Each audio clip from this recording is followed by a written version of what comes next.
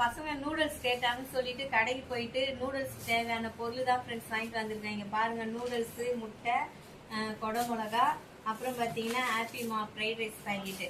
இதை வச்சு தான் இப்போ நான் வந்து நூடுல்ஸ் பண்ண போகிறேன். காய்கறிலாம் ஃப்ரிட்ஜில் இருக்குது, இதுதான் இல்லை, அதனால் போயிட்டு கடையில் போயிட்டு வாங்கிட்டு வந்திருக்கிறேன்.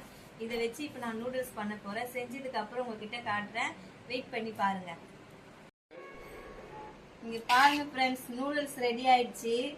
கொரியன் டைப்பு நூடுல்ஸ் செய்யலான்னு தான் போனேன், ஆனால் பார்த்தா அது வரல எனக்கு. அதனால் வந்து நம்பூர் ஸ்டைல்லே செஞ்சு எடுத்துன்னு வந்துட்டேன். கேரட் பீன்ஸ்லாம் போட்டு செய்யலான்னு பார்த்தா பசங்க வந்துட்டு கேரட் பீன்ஸ்லாம் வேணாம், கொடை மிளகா மட்டும் போதும் அப்படின்ட்டாங்க.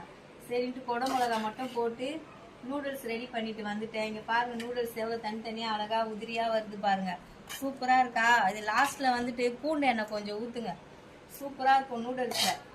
இது மாதிரி செஞ்சு பாருங்கள். இந்த கொடை மிளகாலாம் போட்டு லாஸ்ட்டாக பூண்டு எண்ணெய் அது மேலே ஊற்றிட்டு சாப்பிட்டீங்கன்னா டேஸ்ட்டு சூப்பராக இருக்கும். இந்த நூடுல்ஸ் வீடியோ பார்த்துட்டு பிடிச்சிருந்தா லைக் பண்ணுங்கள்.